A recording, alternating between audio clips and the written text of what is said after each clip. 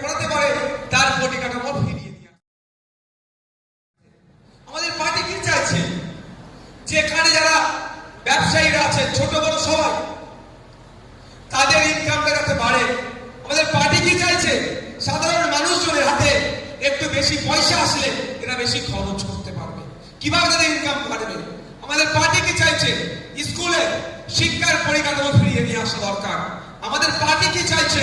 স্কুলে টিচার নাই, পর্যাপ্ত পরিমাণে শিক্ষক ছাত্র রেশিও মেনটেন করে সেই স্কুল ব্যবস্থাটা চলুক, এটা তো চাইছে। এগুলো তো মানুষকে কি আমাদের বলতে হবে। আমাদের পার্টি কি চাইছে? যে কৃষকদের মাসিক গড় আয় কেন 8,000 টাকার নিচে হবে? আগে 7,000 ছিল, চিৎকার চাচামিচি করে করে 1,000 বেড়েছে। কৃষকদের মাসিক গড় আয় বিলো 8,000 কেন হবে? আমাদের পার্টি বলছে কেরলে চলে যান, তামিলনাড়ু চলে যান, হরিয়ানা চলে যান, কর্ণাটকা চলে যান, আপনার জম্মু এন্ড কাশ্মীর চলে যান, সর্বোপরি মেঘালয় চলে যান। ওখানে একটা কৃষকের মাসিক গড় আয় 30,000 টাকার উপরে। আর আমাদের ওয়েস্ট বেঙ্গলে একটা কৃষকের পরিবার পিছু মাসিক গড় আয় 8,000 টাকার নিচে।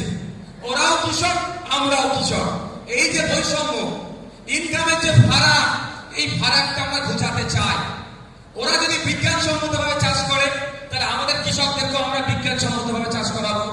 ওরা যদি মধ্যখানে ভুইফোট ছাড়া উৎপাদিত ফসলের 3 গুণ দাম পায়, আমাদের কৃষকদেরও উৎপাদিত ফসলের 3 গুণ দামের ব্যবস্থা আমরা করব, যদি আমাদেরকে জনসাধারণ সুযোগ দেয়। যারা সুযোগ দেয় আপনারা তাদের কাছে এটা কি বলবেন? এটা তো